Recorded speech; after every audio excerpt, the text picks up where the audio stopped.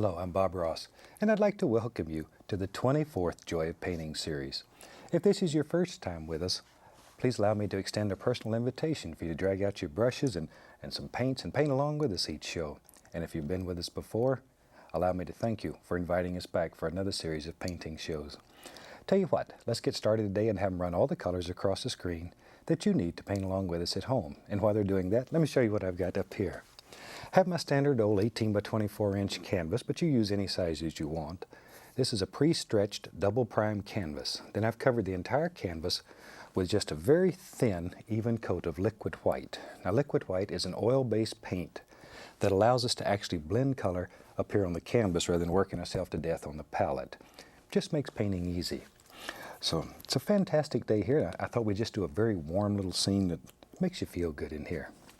So let's start out with the old 2-inch brush, a little tiny one. Take a little bit of the Indian yellow, just a very small amount on the 2-inch brush. Load a little color on the brush. Let's go right up here. Maybe we'll have a beautiful little sky that's just full of warm colors that, as I say, sort of makes you feel good when you look at it. So you're making little X's, little crisscross strokes, go all the way across the canvas, like so. Just about like so. Maybe we'll have a little water in here. I love water. I think it's so gorgeous. And it's very easy to paint in this technique. And we'll reflect a little of that color right down into the water. And then, I'll tell you what, without cleaning the brush, let's just go into a little bit of the yellow ochre. Once again, we do not need a great deal of paint here, just a little paint. Go right above the yellow, still making our little crisscross strokes, our little X's. And just like that, we'll lay in a little bit of the yellow ochre. There, yellow ochre is sort of a nice gold color. It's beautiful. Beautiful little color. And we'll reflect a little of that into our water. There. Shoot. Time to get crazy. Time to get crazy. Let's go right into the bright red. And still, we haven't washed the brush. Just a little bit of the bright red. And right up here, making our little X's, little crisscross strokes, we'll add a little bit of that. And red's such a warm color. It just makes you feel good when you look at it. Makes you happy. You almost can't help it. Just sort of warms up your whole day. But too much of it will set your world on fire. So all we want is just a nice pinkish, reddish glow up here in the sky. That's all we're looking for today. And while I have that on the brush, we'll just add a little of that down here too. In the water, we're just going to reflect the same basic colors that we have in our sky. Something about like that. There. Now then, still haven't washed the brush. I look for ways that are easy. In technical terms, that's known as laziness. There. We'll take a little bit of the phthalo blue and alizarin crimson, mix them together right on the brush. And let's go right up in here. And with that color, it's sort of a lavender color, we'll just fill in the top of the sky. Phthalo blue and alizarin crimson. And you can take this to the blue side or the red side, just sort of depends on your mood and how you feel. It's strictly and completely up to you. Maybe I'll tell you what, look here. Add a little bit more color to my brush. Maybe in our world there lives, yep, you're right, just a happy little cloud up here. We can make the indication of a little cloud just by tapping. There he is. There he is. Little cloud, oh, big cloud. So you can just let it go. Let your imagination take you wherever you want to go. But all we're doing is just tapping in some basic little shapes here. Maybe we'll put one on the other side. We don't want him left out. Something like that. Now then, while we have that lavender color on the brush, the blue and the crimson, we'll just come down here and fill in the whole bottom of this.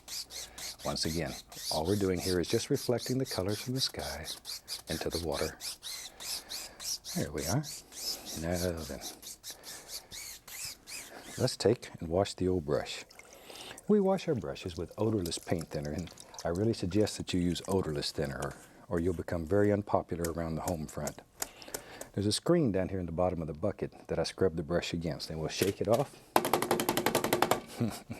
and just beat the devil out. That really is the fun part of this whole technique. Just clean the brush. Now very lightly. 3 hairs and some air. We'll just go right over those. Just blend them. And it'll make instant clouds. And the more you blend them, the softer they'll become. And you can continue to blend them till they absolutely just disappear. It's up to you. Up to you. All right. I think maybe today in this little painting, let's build us a little mountain. For that, we'll use some black, a little Prussian blue, a little alizarin crimson, maybe some Van Dyke brown. So we have black, Prussian blue, alizarin crimson, little Van Dyke brown. Pull the paint out as flat as you can get it. Really get tough with it. Cut across, get our little roll of paint. Lives right on the edge of the knife. Now you have to make your first major decision. Where does your mountain live? Maybe in our world? Yep, it does now. Our mountain lives right there. With a very firm pressure, just literally push the paint right into the fabric. Right into the fabric. This is a chance to really get tough.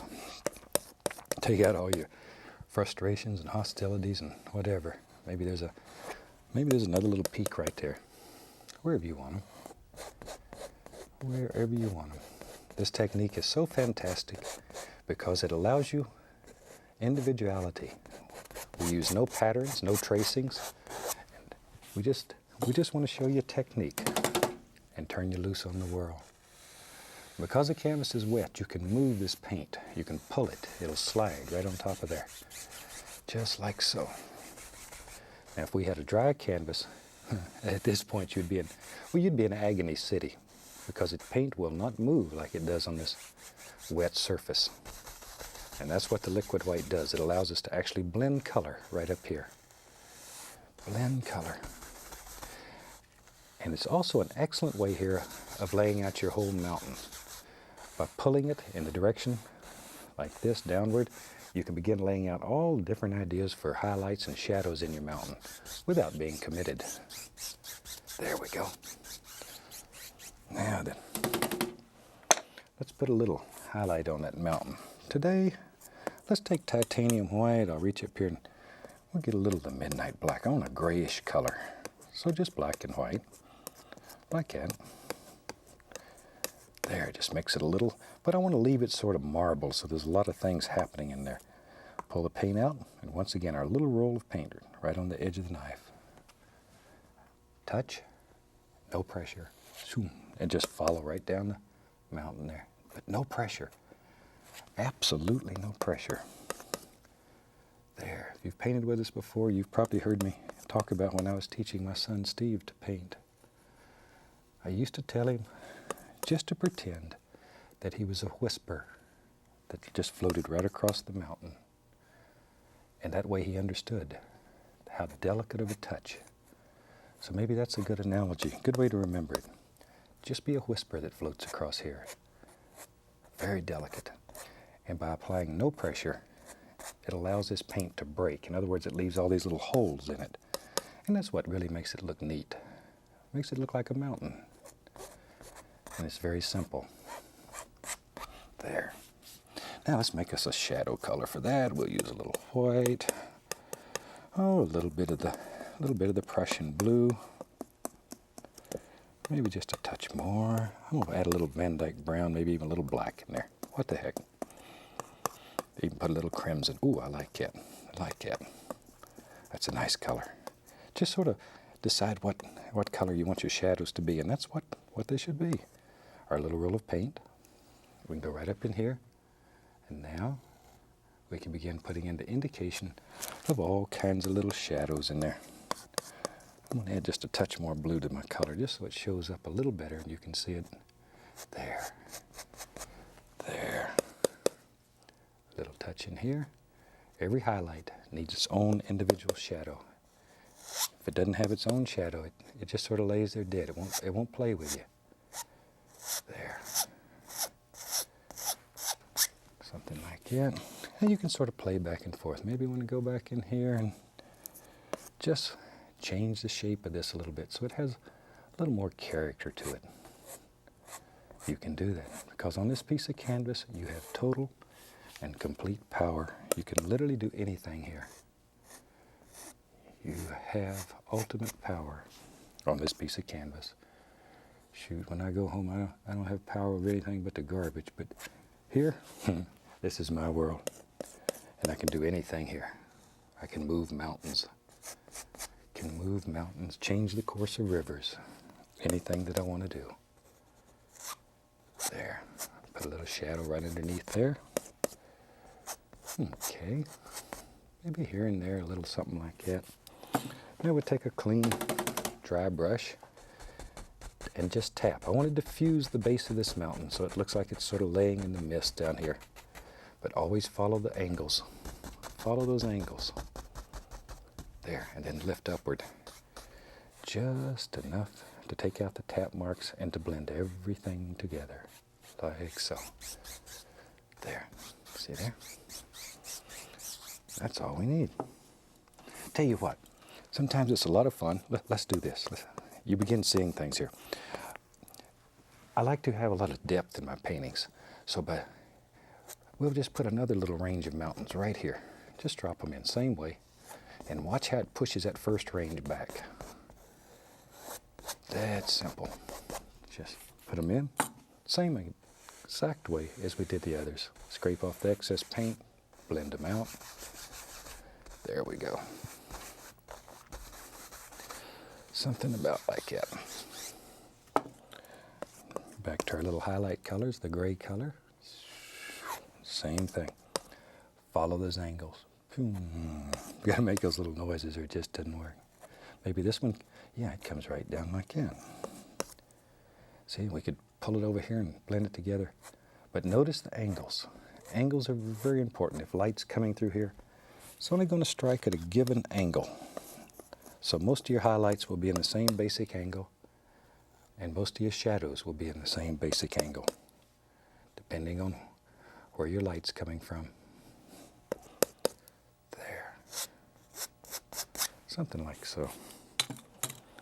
Clean dry brush, and once again, just tap this a little to create the illusion of mist down at the base. And lift upward. All right, now let's have some fun. Shoot. Tell you what, let's do. We'll just use that same old brush. I'm gonna take a little of the white, a little bit of that mountain color, mix them together, and I'm just sort of pushing the brush, get a little color on it. Maybe way back here in the background, there's some little foothills. And the little foothills can be made just by doing something as simple as this, just tapping downward. Just tapping downward. There. That's all there is to it. Gently. Little 1/4-inch strokes. Very small. Lift upward. It'll make it look like little trees that live way back here in the distance. Far, far away. Pulling straight down. Straight down. It's most important to come straight down. And then gently coming across will make the indication of instant reflections. Sometimes it's fun to have several layers here, and you can do that just by doing it the same way. There, tap in some basic little shapes, pop it up, make it look like little things far away, and then we'll put in another little reflection. As you come forward, each layer should get a little bit darker. A little bit darker. Shoot, I tell you what, let's have some real fun here. Maybe there's another one that comes way out, there. Something like that. Something about like that. Once again, we need our little reflection, so just give it a little downward pull. Go across. And wherever. I don't know. You sort of have to make up your mind. Each one of these, though, will create another plane in your painting and help that illusion of distance and depth. I'm going to take a little sap green, a little yellow, just tap the brush the same way. And as things get closer to us, we begin seeing a little color. So we can just, I'm using the same old dirty brush, just add a little yellow to it and some sap green. And we can just begin tapping in the indication of little colors that you can see. And things are far away from you. It's difficult to see color. Maybe just a hint of green back here. There we go. Now, take a little touch of the liquid white, put it on here, pull it out very flat, And I'm going to add a small amount of the bright red, very, very small amount, cut across. Then we can go right up in here and just act like you're trying to cut a hole right in the canvas. There, take out really all your hostilities here. Just really get tough with it. Just back and forth like you're trying to saw a hole through there. This will create the illusion of a little water line. It also is a nice light area between the darks. It separates, makes everything really stand out and look good. Okay, maybe, let's have some fun. Clean off a spot to work here. Let's take some black. We'll use some Prussian blue, phthalo green, alizarin crimson. There we go. We just mix up a pile of color. All right, let me grab a old brush here. Maybe we'll just use a little fan brush. You could do this with a 1-inch brush, fan brush, whatever. Just use a little fan brush today. Load a lot of color into the bristles. And let's have in our world some happy little evergreen trees. Just use the corner of the brush, and as you work down the tree, push harder and harder, bending the bristles. Down here, ooh, we're really getting tough. We're just bending it all the way down to the furrow. Get tough. Show it who's boss. These little evergreens live right in your fan brush. You just sort of at times have to really get forceful and push them out. There they go. Here comes another one. And you decide how many trees you want. You decide. Really, all we're trying to do here is show you a technique. We use no patterns or no tracings. It's strictly up to you, because you can learn to compose as you paint if you'll just practice. If you'll just practice a little. But if you like to use patterns, there's certainly nothing wrong with that. And you can trace your pattern on here, put liquid white over it. And the liquid white is still transparent enough that you can see the tracing through it, if you like to do that. Personally, I enjoy the freedom that comes with not having a pattern. Because you can literally, as I mentioned earlier, you can learn to compose and create your paintings as you go. And you look at them, you'll begin to see things. And with practice, you'll be able to see more and more. After you've done a dozen paintings or so, you won't believe what you can do. Every day I get letters from fantastic people all over the United States and in several foreign countries. And they're sending us pictures of paintings that you wouldn't believe. And they've never had an art lesson. All they've done is they've watched the TV series and they've learned. And you can too. Okay, let's grab an old 1-inch brush. Maybe we'll have some bushes down here at the base of these trees. Just sort of push upward with the brush and make the indication of some happy little bushes that live right down here. Watch here. Turn the brush over. We'll tap in a little color underneath. I know you're saying, Bob, you have really messed it up this time, but you watch. One of the most fantastic things about this whole technique is the fact that we don't make mistakes. We have happy accidents, because very soon, you learn to work with anything that happens. And it takes all the fear out of painting. There. We just tap some of that into there too. And as you've probably figured out by now, this is going to end up being some gorgeous reflections that live right under that tree. So we just take a 2-inch brush, grab, and pull straight down, very gently. Just pull it straight down. Over here, straight down. And then go across. And we have instant reflections. That easy. Now, I have several of each brush going, so I don't have to spend all my time just washing brushes. Dip the brush into a little liquid white. Be right back. Grab a little sap green, a little yellow. Let's go right up in here. And let's just put some little sparkles out here on these bushes. Look at their sun's playing through there and just zinging through. A little yellow ochre here and there, a little Indian yellow. Occasionally, at least a little touch of the bright red. And just vary your colors. Vary your colors. There we go. And work in layers. Do one little bush at a time. Don't get greedy. Sometimes it starts working so well. We decide to do all of our bushes at once, and then there's no separation between them, no depth. Poor little bush just gets lost there.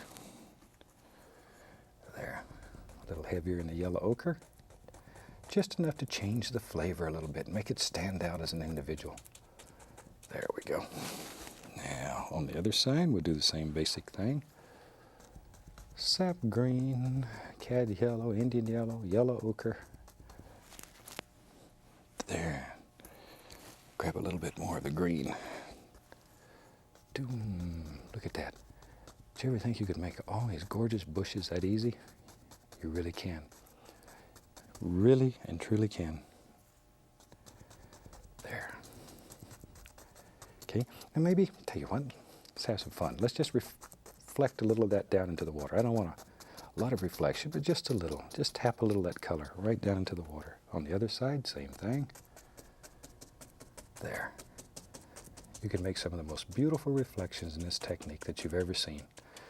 And when I was a traditional painter, reflections were one of those things that absolutely drove me crazy. And in this technique, it may be one of the easiest things that happens. Just come across. But when you pull this down, oh, so gentle. One hair and some air. That gentle, easy. Caress it very lightly. Very, very gently. Now then, let's put a few little trunks in our trees. We'll take some white, a little dark sienna, mix them together. Tiny little roll of paint on the knife. We can go up in here, decide where your trunk lives in the tree. Just touch. Now we're not going to see the entire trunk because we're going to have some limbs that protrude out in the front of the trunk. So just here and there. And you can scratch in the indication. Makes it look like there's a lot of trees there instead of just a few. There we go. See? There. And you could just take and scrape right through the paint and make it look like little sticks and twigs and all kinds of little things that live back in the woods there. That's where all my little friends live. The little rabbits and the squirrels and all those little characters. If you've painted with me before, you know I have a lot of little animal friends. A lot of times we show them on the program. I'll show you some before the series is over. I get a lot of letters in one of the earlier series. I showed a little squirrel that lived with me named Peapod the Pocket Squirrel. He's something else.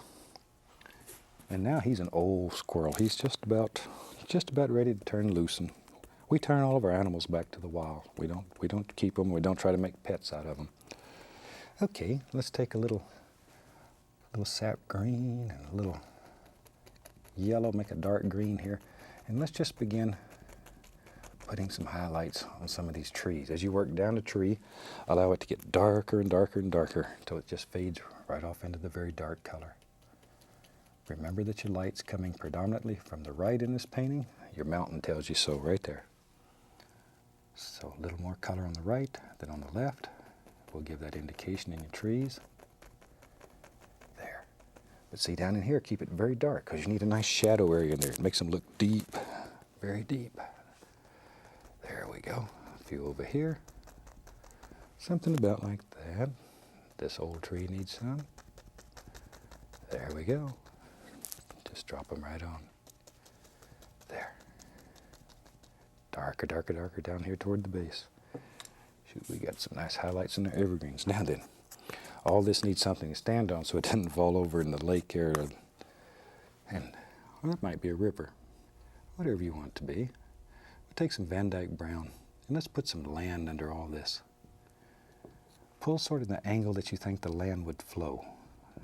Remember that water always sets in a recessed area. So chances are that there's sort of an angle coming down like this. There we go. Chances are. That's not 100% true, but most of the time. A little brown and white. Come right back in here. No pressure. It's just like putting snow on the mountain. Just like putting snow on the mountain. There. The angles are very important here. Very important. You wouldn't want to bring these straight down. It'll look like cliffs hanging there. There we go. A little bit of our liquid white. That'll give us a little water line clean the bottom up, sort of bring it all together. There we go. There. A little back in here. Maybe a little ripple here and there and there and here. Wherever. Painting is a very individual thing. So when you're doing your painting, you change it any way that makes you feel good. Because we each see nature through different eyes. And the way I see it may not be the way necessarily that you see it. I only want to show you a technique that makes painting very easy and that you can do. Anybody can do. I've absolutely never met anyone who could not paint. There. Just take the point of the knife and we'll cut a few little sticks and twigs and things in here. This also helps show different layers, shows depth in your painting. There, a few over on this side. Something like that. Sometimes there's a little bush or two that grows down the edges. You can drop them in. Just sort of helps fill everything in. Shoot, I think we're about to the point where we can sign this one. Take a little paint thinner, a little bit of the bright red. Make the paint very thin, almost like ink. And let's go right up in here and we'll sign this one. I really hope you've enjoyed this painting. It's one that'll bring you a lot of pleasure because of all the colors. Makes you feel good in here. And from all of us here, I'd like to wish you happy painting and God bless, my friend.